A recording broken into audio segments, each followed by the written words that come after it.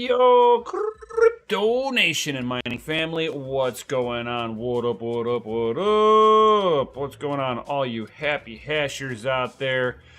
As you guys are sliding on in there, don't forget to smash that lizardy like button, subscribe, hit the bell notification. You know the drill. Helps me out with the YouTube algorithm. You know. And if you could, share this out on your favorite social. Get this word out to all of more of you awesome people. So I mean, if you got friends that are into mining and stuff, certainly send them my way. Or if they're just a tech junkie like myself, definitely they'll get a lot of information out of this stuff too. So yo, what is going on, everybody? What up, Crypto Bedell, dropping that FA in the Chizity chat. That is awesome. Mighty kind of you, dude, for constantly being here. My man. I know it's a little bit later than I normally do, but since we got a lot of stuff going in at the facility as of lately, I'm just gonna push it back 1 hour for right now until everything kind of, because today I've been sitting there messing with rigs at the facility, and that took me a little bit of time. By the time I looked over, I was like, it's like 4:15. I'm like, oh, thank God I pushed it back 1 hour. So yo, what up, dude? Howdy doody. Yo, what up, Patrick? What's going on? Don't forget to smash that lizard like button, guys, as you're sliding on in here. Dropping those F eggs out there because you guys are ready to have for freaking awesome. Yo, are you out of the Chi-Town area? Yes, I am, Patrick. Yes, I am. I am born and raised in that Chi-Town. I am a North Sider. So of course, I'm a Cubby fan, okay? I mean, I like all the Chicago teams, but you know the North versus South rivalry. You got Cubbies versus White Sox.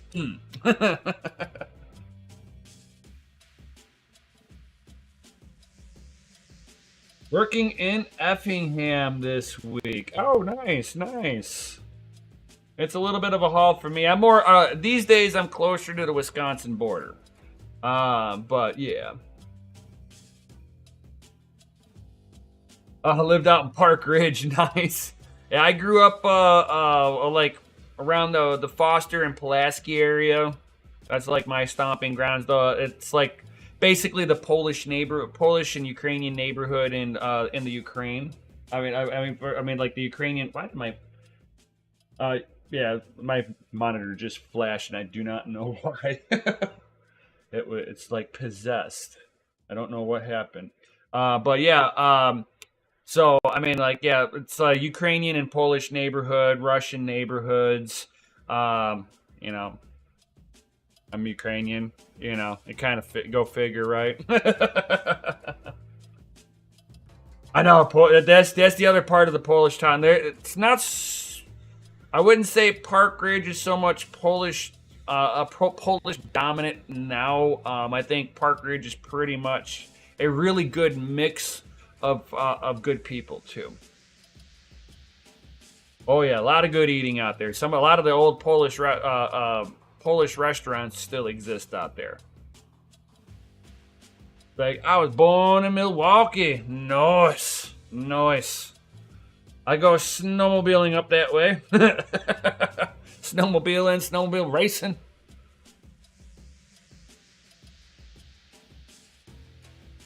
Like, I was there 20 years ago. Nice, yeah. Yeah, but a lot of the places have kind of gotten dumpier over the years because like a lot of the people that had money are leaving. Anybody with half a brain and a couple of bucks in their pocket are getting the hell out of that area. Koreatown's pretty decent. You have to worry about getting pickpocketed out there. They got a lot of pickpocketers. You got to be like, got to make sure that you got everything that you need stays really close and tight to you, and like in front of you with your hands on it at all times. Because, man, some of them guys are really good. They don't come up and, like, rob you at gunpoint in Chinatown or Koreatown, man. They fucking pickpocket you, dude. If they bump into you, fucking check yourself, man.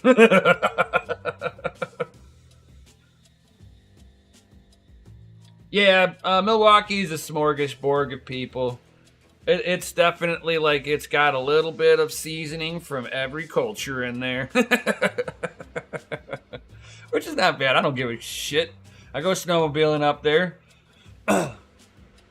So, let's go ahead and get into today's topics. And I see 5 awesome people in here according to my view count. And there's only 2 likes smashed. Guys, smash that Lizzie like button. What's up, dude?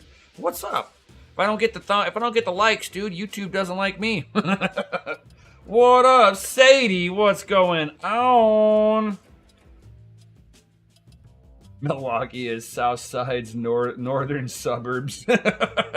Kinda, sorta. Nah.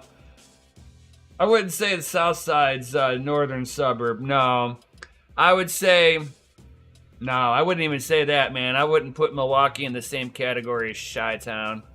I like to call Chi-Town Chirac. It's one of the biggest, like, how can I put this? Like, they've got the strongest gun laws in Chicago, and you have the highest risk still to this day of getting shot.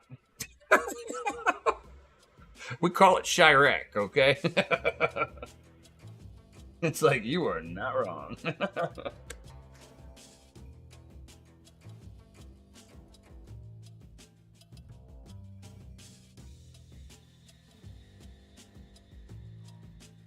Like, I work in Milwaukee often. It's definitely not Wisconsin.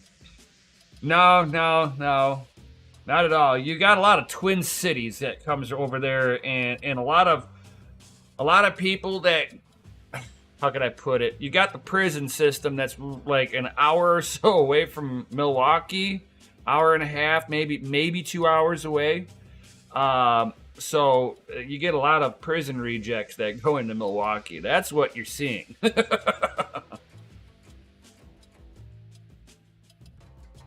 Oh, nice. That's cool, Sadie. That is really cool.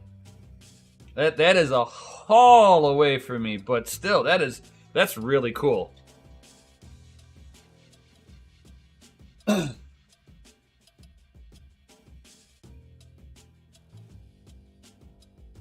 Goblin dude, there's a lot to do with the Wisconsin Dells. It's very expensive. I will just say that right now.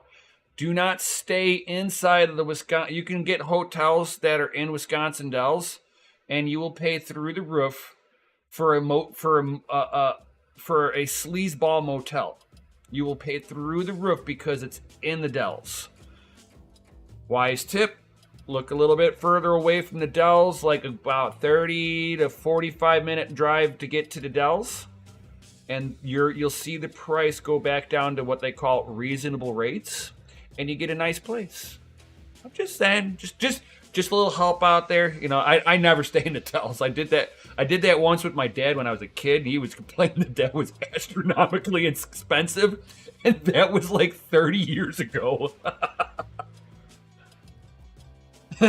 Dell's a good computer brand. No, it's not, Rude. Dell is a horrible computer brand.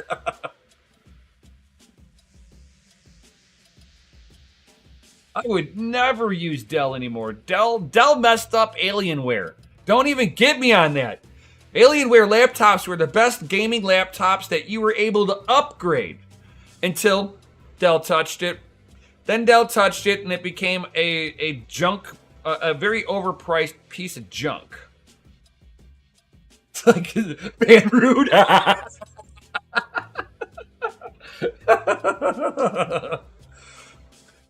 And like, if you get Dell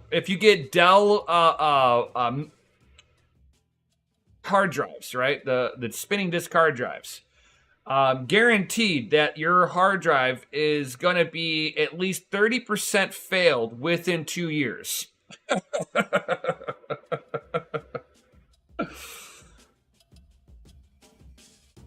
Like, I have my Alienware. It's good. Not like it used to be, my man. It's like, if you remember, like, see, I was an Alienware fan. Okay, I love Alienware. Those laptops back in the day were amazing, full of features, upgrades. It was for the enthusiast person that lived on the go. Just because you were on the go didn't mean you couldn't game, didn't mean you couldn't do any of this other stuff. You were stuck with whatever GPU you had, but you were able to upgrade the CPU, you were able to upgrade the memory. I mean, there were just so much things that you could sit there and features were unlocked on it. Didn't have bloatware on there. Oh, don't get me started. It's like, I have my issues. They might have made it a little bit better because the entire Alienware community went in uproar whenever that happened. Whenever Dell took over and it became a hot steaming pile of garbage. And yeah, I never went back to Alienware after a couple of generations of Dell just cutting corners on Alienware. I'm like, I can't support this no more.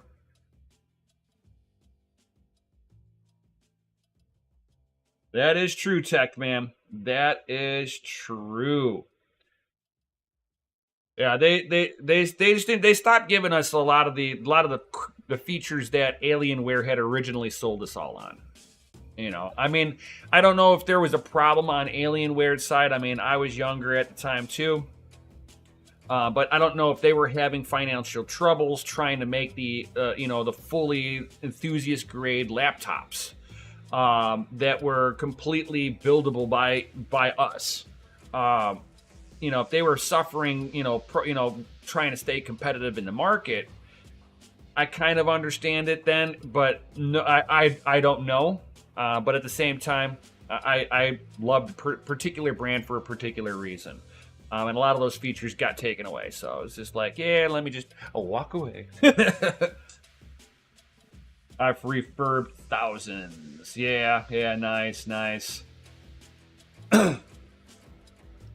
So let's go ahead and get into today's topics, guys. Yo.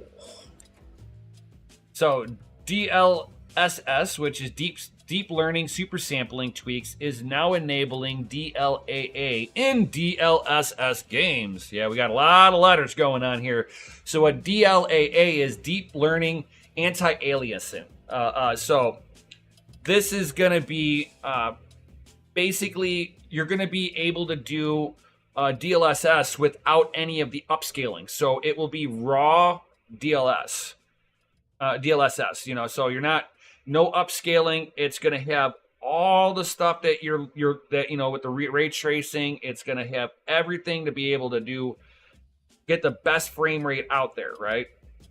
But no super sampling for upscaling.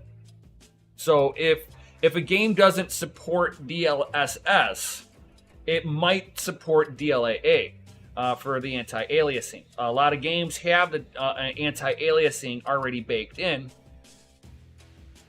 It's like, I do miss USAA, IBM, and now Lenovo. Yes, dude. That I do agree with. I miss the old IBM and the OG Lenovos, the early day Lenovos. Yes. Rude. SS? Question mark. DLSS, which is Deep Learning Super Sampling. This is basically for the video game side of it, guys. For mining wise, it doesn't affect us if these cards have it or not, because there's nothing to be upscaling when you're just rendering an algorithm, right? So the games that are going to be confirmed working is going to be Dying Light 2, Shadow of the Tomb Raider, Judgment, Lost Judgment, Death Stranding, Cyberpunk 2077, Red Dead Redemption 2, The Plague Tale Requiem, Chernobylite, Ghostwire Tokyo, God of War. That's nice to know. Uncharted 4, because I've got God of War. So I'm curious in now trying that. Horizon Zero Dawn, Deathloop, Ready or Not, Hitman 3, and NIOH 2, which is I believe that one's a Japanese sword fighting game. Like you're playing like a ninja on that one. If my memory is correct. Games not supported for sure. Forged and Shadow Torch, Mortal Shell, and Minecraft Bedrock Edition. DLAA cuts screen in half. So it definitely does not work on the Bedrock Edition. So if you guys are Minecraft freaks playing that Minecraft, this will not help you. The upscaling that you're already getting off of it, if you're playing with any kind of upscaling with the newer drivers, that's about as far as you're getting. It's an 8-bit world. Get over it. No, I'm just kidding. I know a bunch of people that play it, so unfortunately that will not work on there. What up, Dakota Miner? Hey, what's up? Evening. So something that I've been seeing kind of trending around, I started seeing it in the data center first, guys. So these are going to be the LG 4677 socket. So these are going to be more for your data center chipsets. But look at where the hose routing is on this, guys. It's at the end of the water block. So it's like blasting it in and just kind of looping around and coming back out. I kind of like this aspect because it's forcing the water to go full dye instead of just splashing through the center and then filling the cavity. And if your hoses are low and you don't have very high water pressure, then you're going to sit there and see a drop off in water level in the block if it's standing in a vertical area. Now, if it's laying down flat and you got to splash in, it's not going to matter. It's going to fill the whole cavity up and you'll be good to go. I'm fighting that in a bubble inside of my water block, my thread ripper. And I know it's a big die set, and the hose inlet and outlet are on the mid plane, and that's where the water level likes to sit. Yep, it's not leaking or anything like that, so it's not a leakage issue. It's literally not sitting there and flowing properly. Now, I don't know if it's that my pump went dry a little, like went low a little bit and started making noise. I don't know if it's now not spinning fast enough or whatnot. My first thing I'll do is I'll pull it apart and inspect it and clean it. That I think will be my first thing. But it's like maybe something like this, if they offered it for the thread ripper, which they don't, would be the solution of this. I like the idea of the hoses coming in just at one end. You can sit there and kind of play around with hose routing, make it clean, tight to the board, tight to the block. Sit there and put a couple of metal fittings before you go into either a hardline tube or go into a flexible tube, and you can sit there and just run your routing in any which way you want. Have the hoses lay in between the ram, come around the outside, and like really just get it tight, right? I like clean looking at the end of the day. I'm not perfect at it with the wire side, but I do appreciate a clean looking hose setup. They're offering it in multiple flavors here. So they've got the 2U jet that comes in one hose up high, which I like that. That's your exit hose. So the water level will tend to stay high in the block itself. And then two different options, one being carbon fiber. If the data center wants to splurge, you're not going to get anything extra for having the 1U jet, but the 1U stream, I like that. This is going to be, of course, on the Intel lineup, but whatever, because EK is doing the same thing here on the AMD platforms for the anything on the AM5 platform now. As you see here, we have bottom feed I wish you could sit there and turn it around and you had multiple directions for where the feed comes in. But if it forces the loop to come up and around and makes it fill up the whole chamber, this is amazing. I love it. What up, Automatic Beats? What's up? So it's like, yes, I love all the water blocking stuff. Is this really practical for a complete mining setup? Hell no, right? Hell no. But if you guys are into custom water blocks like I am, this stuff kind of nerds me out a little bit. And then we've got this style too, and again, it's you blast in fresh water in through the center, and your exits up high. You have a next to a 0% chance of a bubble being in the top side of the cooler. Which means that, you know, if there is a small bubble, it is really on the edge of the die, and who cares? Unlike mine being both hoses are in the midsection here, so anything above these hose lines is basically air. And I can burp it, and the air bubble comes back, because there's nothing really keeping it in here, and that's where I'm thinking I might have a water pressure issue in my block. I love bubbles in the bottom side. Gurgle, gurgle with those left-handed cigarettes. So yeah, I mean, the die plate's going to be full coverage on there, which is what you always want. Being a full metal design setup, if you are running high loads on there, once this block gets to its full operating temperature, the top side of this is also going to start getting pretty toasty because it's an all-metal design underneath this. So kind of take that with a grain of salt and know that this thing's going to carry a little bit of extra heat once the systems come up to full operating temperature. It's like if you're mining on it, there'll be a point where this block will just be it'll be as hot as it's going to get, but it's going to be still hot. But you're only going to be as hot as whatever the water temperature really is. And for my Threadripper, it gets up to like 67 C. And some of that's because I can't keep the air bubble out, and I don't know if it's because I'm not getting enough water pressure now. It could be that. It's been basically on nonstop since I built this like a year ago. So I might be experiencing beginning of pump failure because of the fact that my system went a little low on because there's like a bit of whenever you're dealing with a custom loop system, there'll be a bit of evaporation that comes through your hoses, your fittings, all this stuff, right? It's not leaking, but it will evaporate. Some of it will evaporate out. And then I knew I also had bubbles in my cooler that, eventually worked its way out into my reservoir. And I've got my reservoir laid on its back, which probably not the best thing for it, but in my case, it fit better. So when it filled up with enough enough air in my reservoir, you could hear my pump whining. And I went and what was it?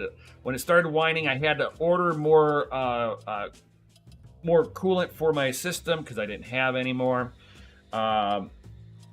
And yeah, so I might have a little pump damage. These EK pump, these D5 pumps, if they go low on coolant and they start whining, it can do damage. So might be damaged. I might have to get a new pump for it. If I do, it is what it is. It's like, if water leaks, does it destroy everything? Money down the drain. Yeah, it's like, and I like my water block systems. Do I recommend it for mining? No. Am I doing a water block build mining? Yes. But it did not go down to the facility. My water block rig stayed here at the house because I'm keeping an eye on it. I've got Kingpin 3090 Kingpins on here. And yeah, I'm mining away on actual EVGA Kingpins, guys. but they're all water blocked.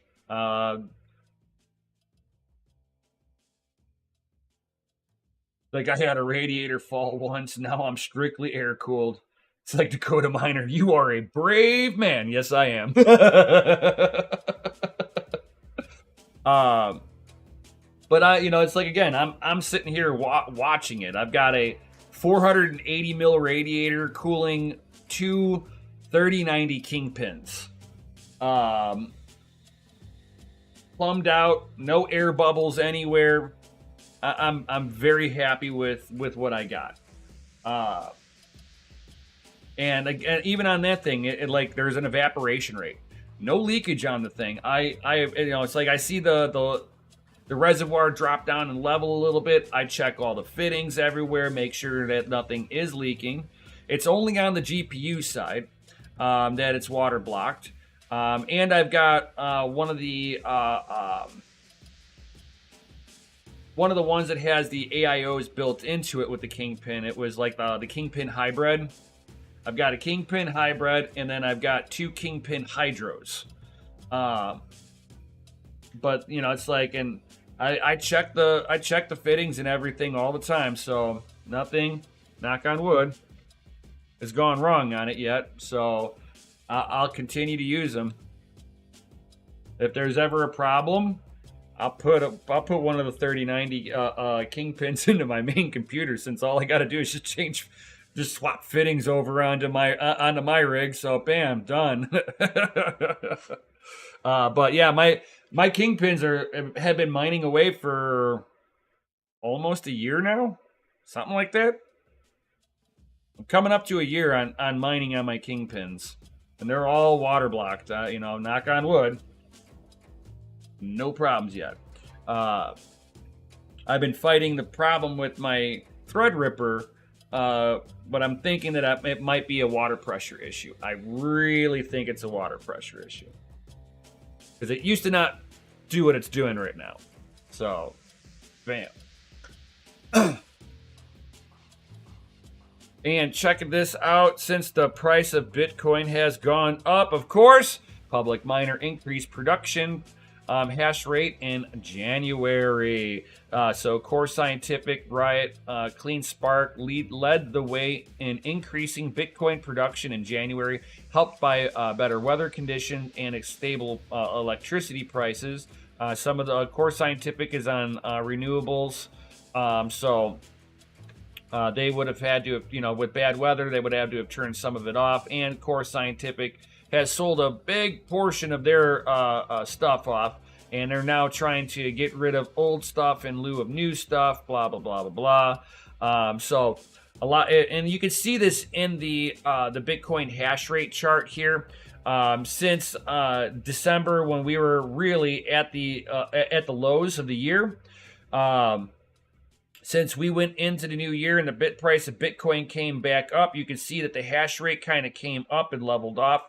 And since the price of Bitcoin has been kind of ticking up a little bit better now, and holding it, we had this kind of big drop off that could have been a mining facility shutting off for maintenance or power, whatever, but definitely surged right back up. It could have even been an anomaly in the day where hash rate appeared to drop off, because this is just a viewpoint of submitted base. You could almost say like submitted shares. So for this time frame, submitted shares dropped on the network, and it does that a lot. How far it'll drop, sometimes you could say a facility shut down for a little bit and came back online for maintenance. Sometimes you can see it if the facility's big enough. Typically, a lot of these facilities are not big enough to really move the chart like that. So this could have been like just for a rounding error for the day. But you can tell that the trend has been upticking ever since this little dropout. With the Bitcoin holding on to the $22,000 mark, a lot of the facilities can actually sustain profits at higher mining electricity rates. So if you were, 4.5, 5 cents a kilowatt hour all in, you have basically some semblance of profit. Yeah. So I mean, it's like in my Bitcoin miners have been doing pretty good at the facility. Not gonna lie there. I won't lie. So you see the new Linus Tech Tip video is building an AI water cooled eBay PC. Oh no, I did not. Oh, that is hilarious. He's got the sponsorship to do cool stuff like that. He's got the memberships from all of his awesome, all the people that follow him and view him, people buying his merch. He's got a lot of stuff going on here that allows him to have a little bit of freedom to be able to make content and doing cool little project builds like this. Stuff like that, not going to be feasible for the average consumer, but you know, us people that normally cannot afford stuff like that, we could certainly drool over what he builds because he does build some cool stuff from time to time. I mean, he knows what he's doing. I mean, for a guy who's been doing it as long as he has. I had a solar sale lady here today. She said I need a 14 kilowatt system. Not sure if I want to lease solar. You do not own the solar panels if you're doing a lease. And it's just going to get you a discount. It's like getting a coupon on your power bill. It's not going to make your power bill go away because you're selling that power to the electric grid, and then you're paying to get your electric. So there's a reason why the program in Illinois didn't last very long, because it did not offer the savings on which people were sold that it was going to. Oh yeah, it'll pay itself off in 20 years. But if I don't own the place for the next 20 years, then what? And then if you haven't had your roof redone in the last 5 years, they're going to make you redo your roof before they put the panels up.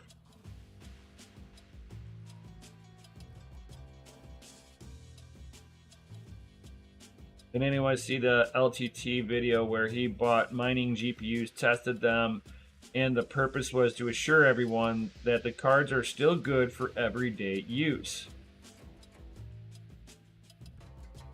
Yeah. I mean, for every one person who borks a card because he was mining and he's a shady person, I would say all of my 1070s that I owned were all mined the hell and back again before I got them. And I'm still mining on a vast majority of them still to this day.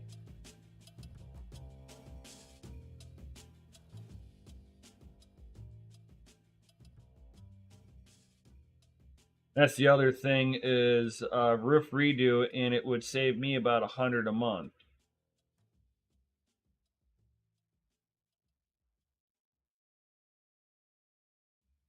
I mean, yeah, you could save yourself $100 a month, but you're gonna spend.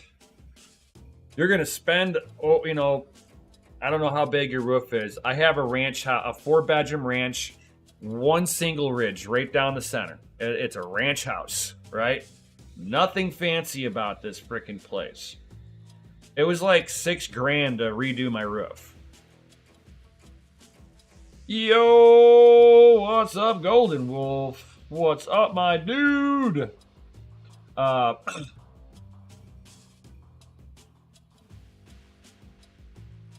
He did an outdoor radiator with a copper pipe system, but did not insulate the pipes, so it still heated the room. Yeah. He knows what he's doing to a point. I mean, yeah, if physics side of it, if you build computers, now he's trying to integrate a computer into a house. He's a little outside of his knowledge set. I will agree with you on that one, Tech Man.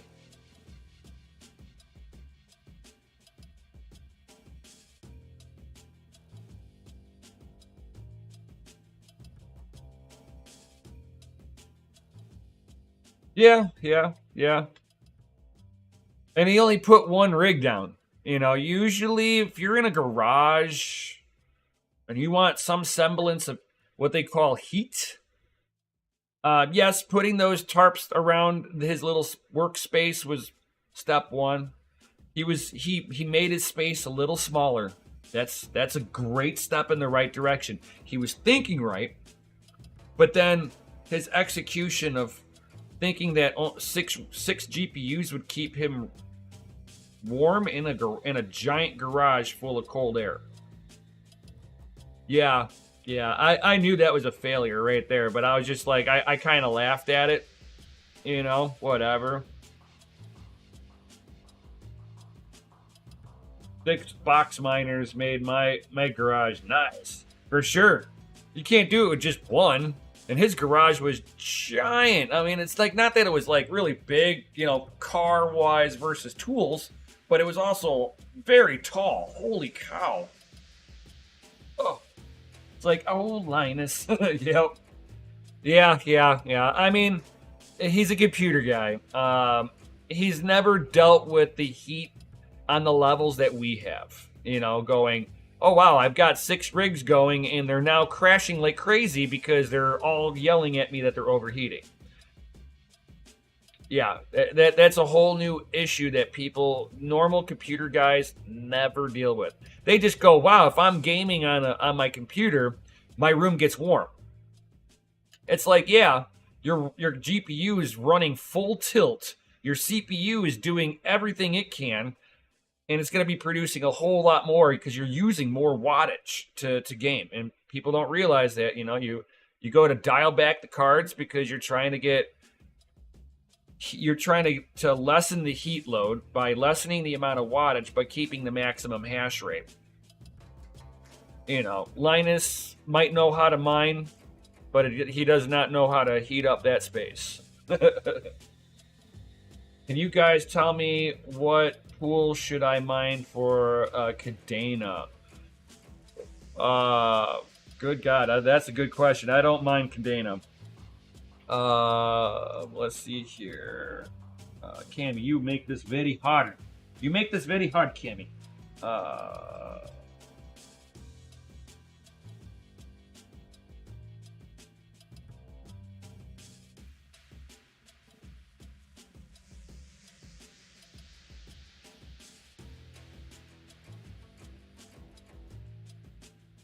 Mining pool stats. Let's go here, KDA. All right, so you got F2 pool, pool flare, DX pool, ant pool, pool Mars, and hashpool.com. So hashpool.com, I would say no. Pool Mars, I'm not sure about. Ant pool is I believe that's Bitmain. DX pool, that will be Ant pool is Bitmain. DX pool, I've got no issues with. Pool flare, I'm not as familiar with, but I'm sure they're going to be fine. Or F2 pool.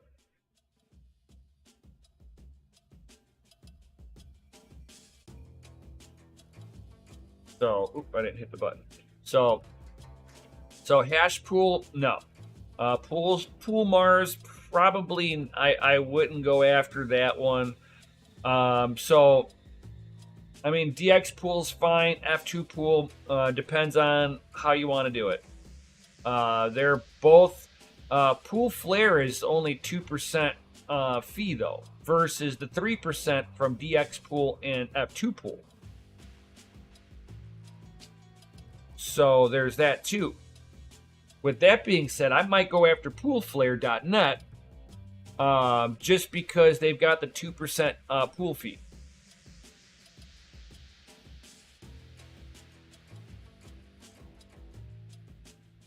F2 pool has a pool ping feature to check latency. Nice feature. Yep.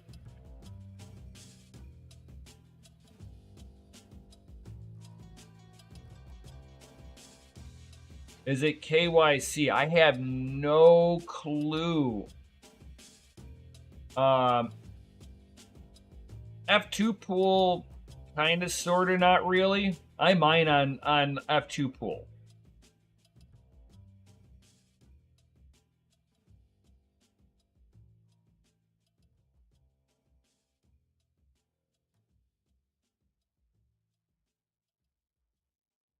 Right? Semi KYC, exactly. Automatic beats.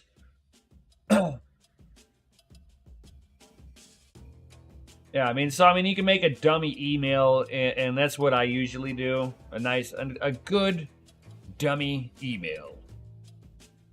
And it's like, good luck. It doesn't have anything to do with me.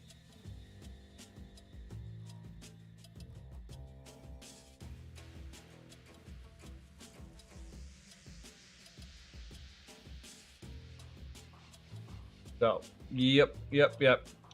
Hard to say. I mean, I would probably go for Pool Flair just because of the dev fee. I hate dev fees. So with the hash rate going up, guys, getting back on topic here, Iris Energy to nearly triple hash rate with an estimated 44,000 new Bitcoin miners. Yo, that is huge, my dudes. With the tough, with the bear market that we've been dealing with, guys, these people just went, yeah, we build in the bear market. We've been doing things right, and nobody's been talking about us until now. Bam! So this is what happens whenever you are operating with positive cash flows, and you're operating. Your budget is below the means of production. So in other words, your production outpaces your operating costs. That is the best way to operate. So even if they owe money or anything, they are operating above the cost of all their bills. It's the only way you're going to sit there and do something like this. I'm sure they took out a loan for this. I'm absolutely sure. But at the same time, they're going to have a certain amount of liquidity going, a certain amount of their skin going into the game here. Nobody's going to sit there and give out a loan without knowing that the company is all in also. So the Australia-based Bitcoin mining company Iris Energy has revealed that it's nearly tripled its mining capacity with the additional 44,000 rigs. The firm said that it purchased another 4.4 exahash worth of Bitmain S19J Pros. I believe those are the water blocked ones. Bringing its self-mining capacity to 5.5 exahash from 2.0 exahash. That is baller, dude. I love this. This is the stuff that I love hearing. So based on the S19J Pro's maximum hash rate of 100 terahash, the purchase adds. Okay, so these are not the water blocked ones, because the water blocked ones would be a lot. I think those are like 200 and something terahash a second. Daniel Roberts, the Iris co-founder and co-CEO, said that the purchase is a significant milestone for the company, adding it has been a challenging period for both the industry and the market more generally. Iris said that the new miners will be installed in the company's center, but did not mention on which locations. The firm operates in 3 facilities in various locations in the British Columbia, Canada, and 1 in Texas. The company used $67 million of remaining prepayments to ASIC miner manufacturer Bitmain to fund the purchase of rigs without any additional cash outlays. Wow.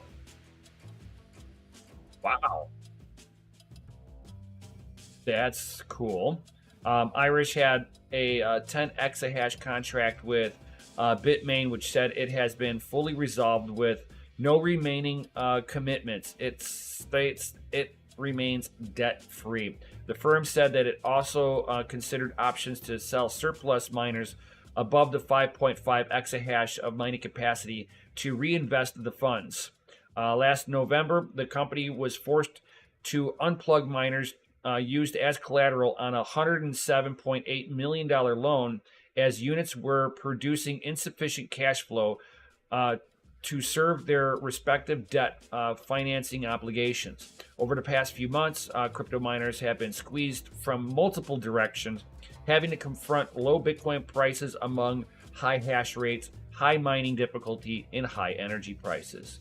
The pressure could cause publicly listed Bitcoin mining companies to sell off almost all of the Bitcoin mined through last year, which the data from the blockchain itself research firm Messari shows Iris sold around 100% of the nearly 2,500 Bitcoin it mined last year. Now, that's not all the Bitcoin that they had, but they basically sold off everything they mined. A February analysis from Hashrate Index shows that the publicly listed miners increased their production in January, which is better weather and stable electricity prices helping the production surge. So that's a good thing to see that they were able to turn stuff off. They were able to stay, on top of their debts, and they owe nothing. They have cash insufficient cash flows for their mining respective debt financial obligations for the mining side of it. But at least they were able to sit there and sell off some stuff, pay off a loan. And to a giant company like this, $107 million loan is really on the lower side of things. Between 50 to 100 million, it's like, yes, to us plebs, that's a lot. But for big corporations and stuff like that, this is them testing the waters with them. So I would be curious in seeing how much they had to sell, considering, were they able to continue to sell the Bitcoin and stay above water, or did they sell the Bitcoin plus selling off equipment like Core Scientific, like Riot did? A lot of other miners, they were sitting there selling off old equipment to go along with this. But I like the idea that we're seeing they're bringing another 44,000 new units back online, which we're going to see more companies as Bitcoin price recovers, that we are going to see more of these bigger facilities adding to their fleet. Now that we're on the other side of this bear market. I think we're done with the bear market. If anything, it'll just trade off as a boring asset now for a little while, kind of flutter in a little wave here and there, until the next bull run cycle, and see where that takes us. I mean, I'd love to see a bull run cycle like now, but we're not that cool. If we saw Bitcoin hit like 30, 40 grand, we'll be definitely sitting in a much better place.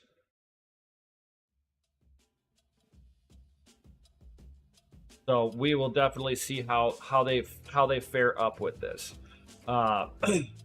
Check this one out. You want to hear a bullish sentiment here? Booyah! There's a bullish sentiment, guys. This is super bullish. Bitcoin hits record 44 million non-zero addresses. Non-zero means that they have anywhere from a dusting to a large sum of that sweet busy Bitcoin. So we're going to be seeing a lot more of this market sentiment, because through bear markets, it makes Bitcoin bulls, right? People who are really bullish on that Bitcoin, they got burned playing in the altcoin market. That's what everybody does. You get in the Bitcoin, you're like, oh yeah, I'll buy Bitcoin. You buy Bitcoin, and then you get allured in by promises of Lambos if you get into X shitcoin, right? And you do good for a little bit, you miss your opportunity for selling, and then you become an eternal bag holder. That's what ends up happening through bear markets. Do some of these coins come back? Yeah, they come back to that point where most people bought in, unless Bitcoin does this like crazy volley rally, you're never going to see the coin you're holding on to hit its all-time high again. The next cycle, it'll hit a little lower. Hopefully it's hitting still at either at your buy-in price or a little higher. You know, this way you can get your asses out of it if that's the direction that you're wanting to go. That's what I ended up doing, was as these shit coins hit their all-time high and a little bit higher on that second round, I'm like, yeah, I'm done with it. I'll just take my money back. I don't need to lose my money. I did not like the idea that I was looking at losses of money. You know, it's like I would have rather have kept that into the Bitcoin. Now, whenever I go into these altcoins, I don't look at it as, oh, I'm holding onto this coin and the price means nothing to me. No. I'm a speculator. I'm gambling on the price value going up or the convertibility into Bitcoin going up. You know, one of the two needs to go up. Either the price or the convertibility for more Bitcoin. Those are the only two things that I'm going to be looking at when I'm in the shitcoin market, period. That's just how it works. At least for the way that I look at it, right? So you had a stash on BlockFi? Oh, hell no. I would never use BlockFi. But it's like I know my man Golden did. He's like, sent you an email yesterday with a settlement quote of coins held on November 11th. It's like Dakota Miner. I can't wait till I get my Lambo. Woo! Lambos for everybody. No, it's like it's like people need to readjust what they're looking at. There is no Lambo party. It's not going to happen. I mean, you can waste your Bitcoin on a Lambo, but know that when you drive that Lambo off the lot, you just lost 20% of your Bitcoin. Just driving it off, just putting the title into your name, you lose 20% of your Bitcoin to do so. Just saying. As much as I love cars, until the car is like 50 years old, you don't get a return on an investment. It's not an investment at that point. You've got a very high-priced car. Well, those things are ugly. I would never drive the four-door Lambo, no.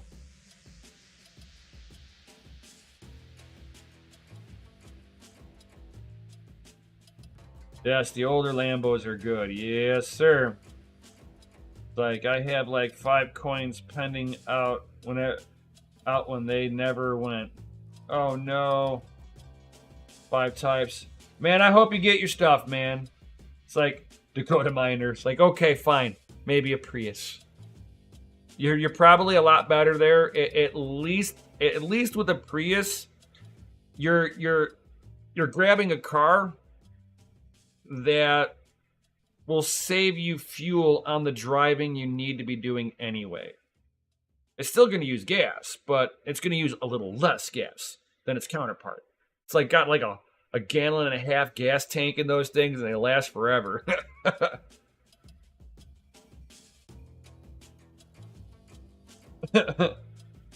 It's like, and they're gay. They look funny, but to each their own. I mean, if you can deal with the weird looks when you get out of it, and you're like, I handed in my man card when I bought this. That's all you have to say. It's like, I already handed in the man card. I'm just playing, dude. Don't get mad at me. I'm just playing,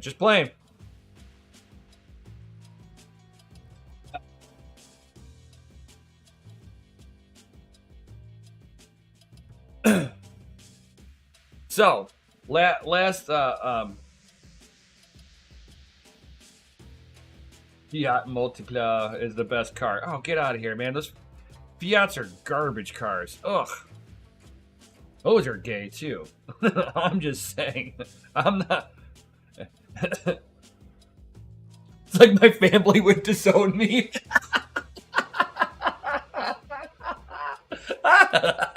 Oh, that's too funny. Oh, that is too funny, Dakota Miner. Oh. That's the car where you park your car like 4 blocks away and you walk over and you're like, it's more manly to walk here.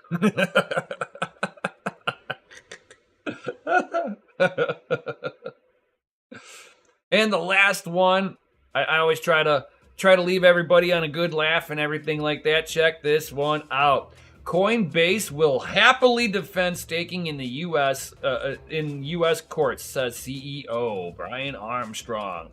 So the crypto exchange Coinbase executives are standing up for its crypto staking services, which is being attacked as being a security. I'm just saying. Under the security laws, staking outside of your own wallet is a security. Good luck on this, Coinbase.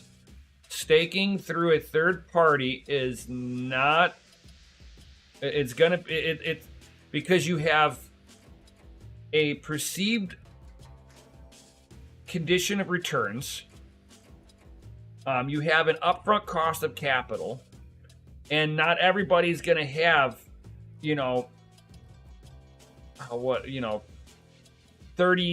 something thousand to get involved with it themselves.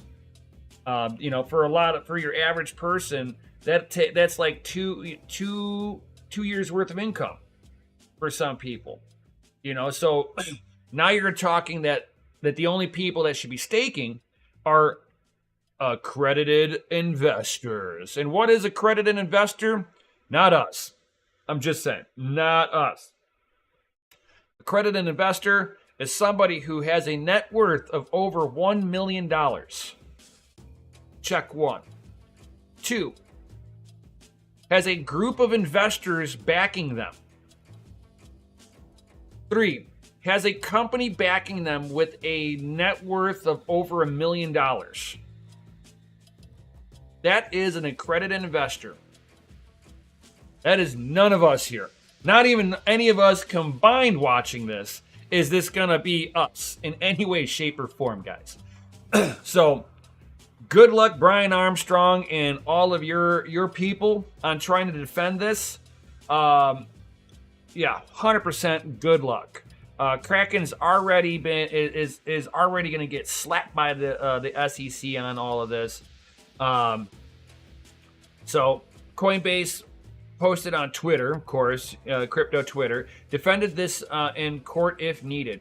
The move follows the agreement reached out by the crypto exchange Kraken with the Security and Exchange Commissions on February 10th to stop offering staking services or programs to clients in this country. According to the SEC, Kraken failed to register the offer and sale of their crypto asset staking as a service program, which the commission now qualifies as a security. Aside from the service halt, Kraken agreed to pay $30 million in disgorgement, prejudgment, interest, and civil penalties, which means they understand that they are screwed. Staking as a service program is a security, and anything that is a security, only accredited investors can invest in. There are many, many cryptos out there that fall into the same category. It's why Coinbase, Kraken, and all them others cannot offer all the cryptocurrencies out there because they fall into as a security, and only accredited investors can participate because they understand the risk that is addressed to a startup. Most people here that are in the crypto space are absolutely clueless to the idea, oh my God, I just lost my money. No, that company was a high-risk company. You invested into them thinking that you were going to make a high amount of reward. With high risk comes high reward. Can you spot out which one's going to get you the payout faster, right? High risk and high reward. Those are two things you don't really want when you're doing investing. High risk and high reward is gambling. You go to the casino for that, right? You can sit there and sit down on the craps table, slap out your money on the red or black, and you got a 50-50 chance and if you're going to win. At least with an accredited investor, they're going to understand that you have a big chance on losing everything as soon as the startup goes green, goes live. They have the potential of that company just imploding on itself. So, with that being said, seeing that the SEC is now going to be coming down on that, it's going to further push Ethereum into being a corporate-owned entity. Now you start seeing that when U.S. is sitting there getting involved with it like this, and they're pushing it into the 1%ers' hands, who's going to own and control the network? The bloody 1%ers, the people with money. They're taking the ability for people to participate in this and giving that ability to go participate into the corporate entities. Why? Why is this a necessary step for them to push it more into the corporate hands? Because if the corporate hands have it, the corporations can sit there and control it more freely. You'll see more regulations, more centralized control being implemented on Ethereum. And with Ethereum already having a governance program, they're no different than looking at any country that you guys are currently in, of how the Ethereum Foundation, which is basically a governance, works in relationship of how your country's government works. There's really no difference between the two operations. And it's going to be down to the point where the corporations are going to dictate the foundation on how Ethereum is going to run. And that's basically how every government in the country in the world works, is that the big corporations influence your government's politics, whether you like it or not. It's going to be the same thing with Ethereum here, especially with the SEC pushing the staking side of it into the corporate hands. That's just kind of like my little funny moment on this one, is the fact that he thinks that he's going to be able to defend this. Like anything that he can say is going to magically not be a security. It will be very interesting here to see how this is going to work out for them in the long run. We shall see. We shall see. I wish Brian Armstrong and all these other exchanges that are about to get slapped by the SEC with offering securities to the general public. Congratulations, Coinbase. You know you're about to be in the crossfire, and you know that it's like they might, the SEC is probably going to slap them out with a fine. And what Brian Armstrong is saying is, he, instead of paying it like Kraken did, Kraken just did cease and desist and pay the fine, right? Coinbase is going to be like, no, we're going to fight this. Good luck on that. If it passes the Howey test, it's a security. And it looks like Mikkel really needs to get a hold of me. Hold on here. What up? Yeah. Uh-oh.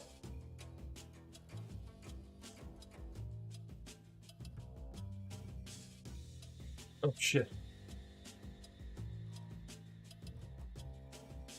Oh, no.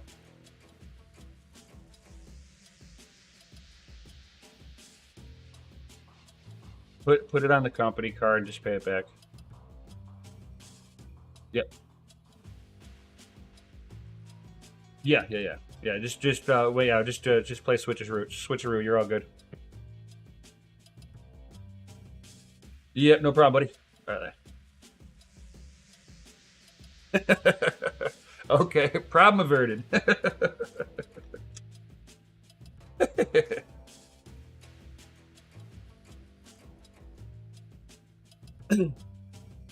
Like, it doesn't pass the Howey test. Yes, if it is a security. Does Bitcoin pass the Howey test? No, it does not. Exactly. You don't want to pass the Howey test. That is the last thing you want to do. Never pass the Howey test.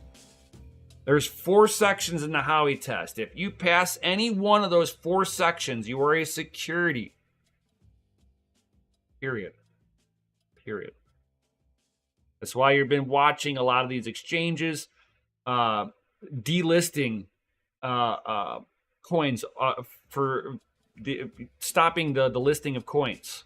They're not listing anything else, guys, because they don't know where this is all going to be going, guys. This is going to be bad news bear for a lot of these coins. This is the reckoning that a lot of Bitcoiners have been saying. It's been a long time coming, and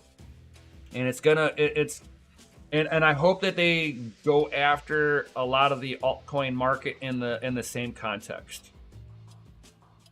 Realistically, I mean, it's just how it really should boil down. It's like, if you're going to apply the Howey test in one area, you need to apply the Howey test everywhere else. And Ethereum passes the Howey test. 100% Ethereum passes the Howey test. Pre-sale, pre-mine. We have that right there. Those 2 things: pre-sale, pre-mine. That is a security. How they did not pass that, how they got squirmed through and not being listed as a security a while back, is beyond me. Absolutely beyond me. So we'll see how the new SEC looks, since they done effed up 3 ways from Sunday with the whole FTX implosion, because they were giving no regulation over FTX. Nobody was overlooking that in any way, shape, or form. Now we've got a lot of looking at. Yes, in a lot of ways there is clarity within the regulations. It's just a lot of them have not been enforced. A lot of the stuff that came from traditional stock markets can be applied to crypto. The only thing it's listed that it's missing in the language is actually specifically talking about crypto. But the same things apply. They are basically you can treat all the cryptos like tech stocks. Period. And then one by one, you'll watch all these cryptocurrencies drop like dominoes here in the United States. Why? Because they're securities at the end of the day. Pre-mines, pre-sales, promises from the developers on returns, yada yada yada.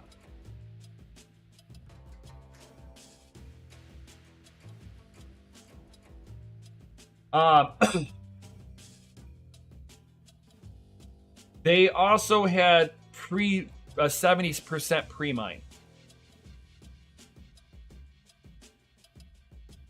Dakota miner, I want Ethereum to go to 10K. Yo, I can care less. Full transparency, I own $200 worth of Ethereum. That's all I got left. I've transferred everything else into Bitcoin. And then I lost my Bitcoin on a boating accident. Never let ponies drive a boat.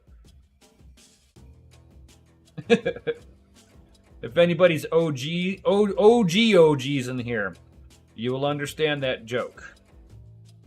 If not, Google it. I think you'd be able to find it.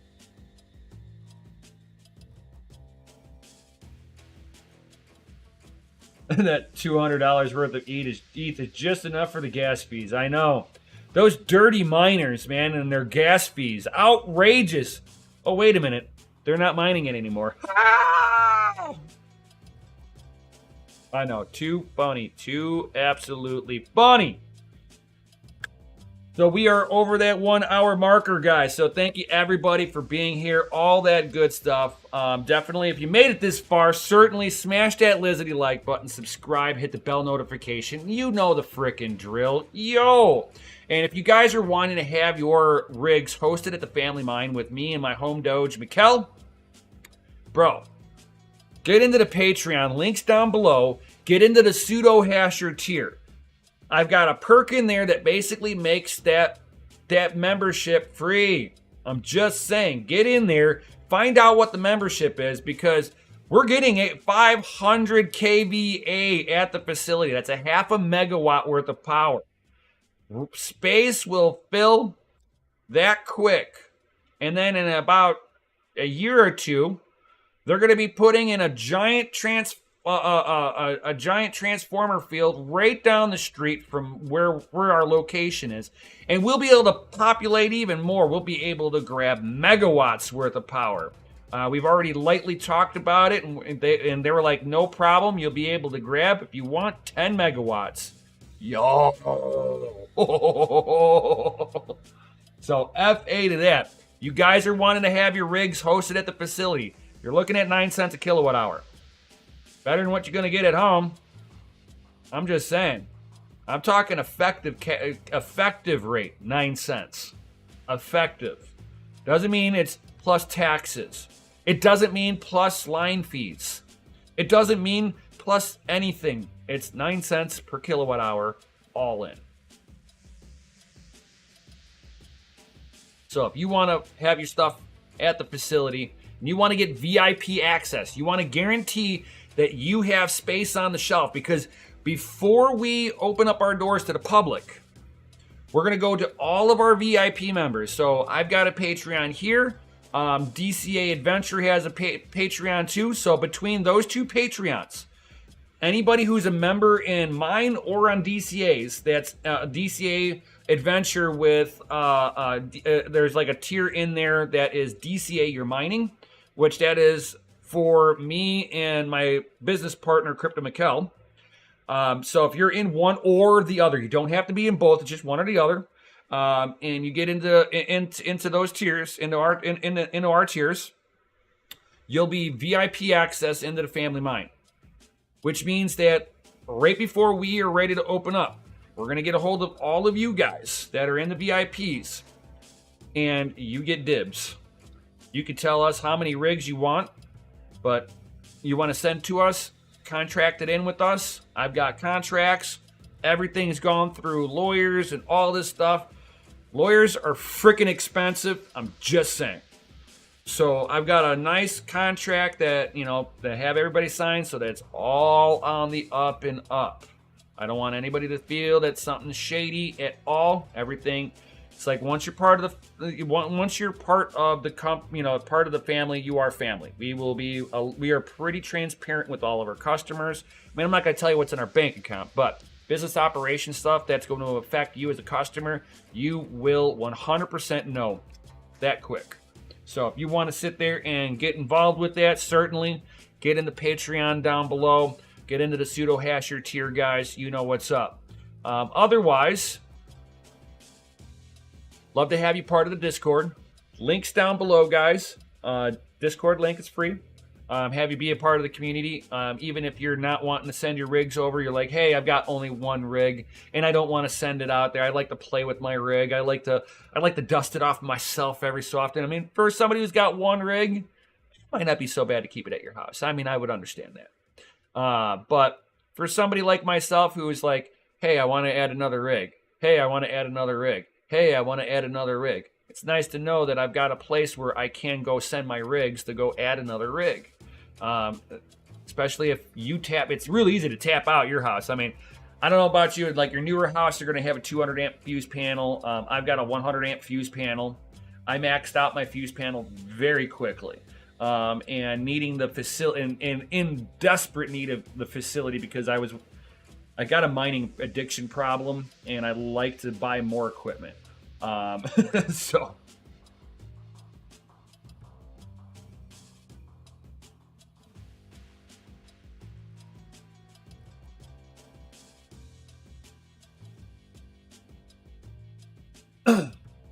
but yeah, I will be catching you guys later at this point.